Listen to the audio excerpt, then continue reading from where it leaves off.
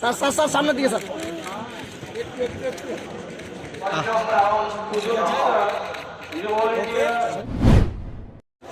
জনগণের আশীর্বাদ, আমি কি বলবো, এবার নিয়ে লাগাতার 7 বার জয়ী হয়েছে।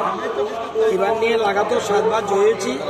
আমার জানা মতে একসাথে লাগাতার 7 বার জয়ী হয়েছে বর্তমানে এই রাজ্যে কেউ আছে বলে আমার জানা নেই। আমি 7 বার এক নাগারে জয়ী হয়েছি এবং ভোটের ব্যবধান দিন দিন বাড়ছে। যদি আগামীতে ভোটে দাঁড়াই আবার আরও ভোট বেড়ে যায়, কারণ মানুষের পাশে থাকতে হয়, মানুষের সুখে দুঃখে বিপদে আপদে মানুষের পাশে থাকতে হয়। এমএলএ হওয়া বড় কঠিন, মন্ত্রী হওয়া সোজা। এমএলএ বড় কঠিন কাজ। এই কাজটা যারা করতে পারবে তারা বহু বছর ধরে এমএলএ থাকতে পারবে। আমি অহংকার থেকে বলছি না।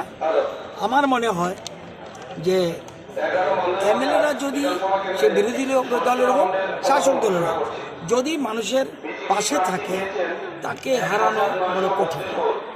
আর এখানে বিশেষ করে বিজেপি দলের মতো দল রয়েছে, তারা অত্যন্ত ডিসিপ্লিন পার্টি এবং প্ল্যান অনুযায়ী কাজ করে।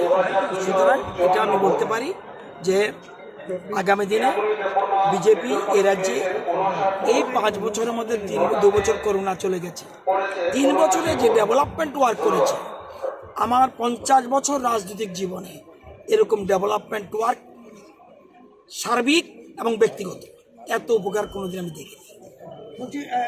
কংগ্রেস সিপিএম জোটকে প্রত্যাখ্যান করবে, প্রথমে বলে দিয়েছি। প্রত্যাখ্যান করেছে, আরো প্রত্যাখ্যান করলো না কেন? এই যে পেয়েছে অতিরিক্ত, সিপিএম এর শেখা উচিত, সিপিএম এর শেখা উচিত এসব থেকে। মানিক সরকার শিখেছে, বুঝে গেছে বলেই উনি দাঁড়ায়নি।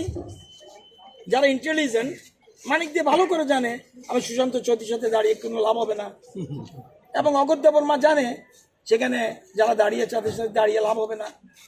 এক লাইন ধরে তপন চক্রবর্তী থেকে আরম্ভ করে সবাই সরে গিয়েছে। এতে বুঝতে পারছেন মানুষ 35 বছর এর রাজ্যে শাসন করেছে সিপিএম পার্টি, তার এখন লোক নেই মাঠে, কি বলবেন আপনি?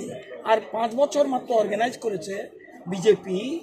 আজকে লোকে লোকারণ্য, গ্রামগুলি গরিব মানুষ যারা আজকে গরিব, এই শব্দটা আমরা ধীরে ধীরে উঠিয়ে দেব। কারণ গরিব বলতে গ্রামের যারা বেশিরভাগ চলে এসছে বিজেপির দিকে, এবং আসার ফলে তারা আজ ঘর পেয়েছে, ফ্রি রেশন পাচ্ছে, ঘরে ঘরে জল যাচ্ছে, জলের মন্ত্রী আমার পাশে দাঁড়িয়ে আছে। আগে গ্রামে আমার এলাকায় বলুন কটা বাড়িতে জলের লাইন ছিল? মাত্র 237টা বাড়িতে। আর এখন 5-7 হাজারের উপরে বাড়িতে জলের লাইন। মানুষ ডেভেলপমেন্টের পক্ষে। জয়ের কারিগর, বিজেপি জয়ের কারিগর কাকে মানবে?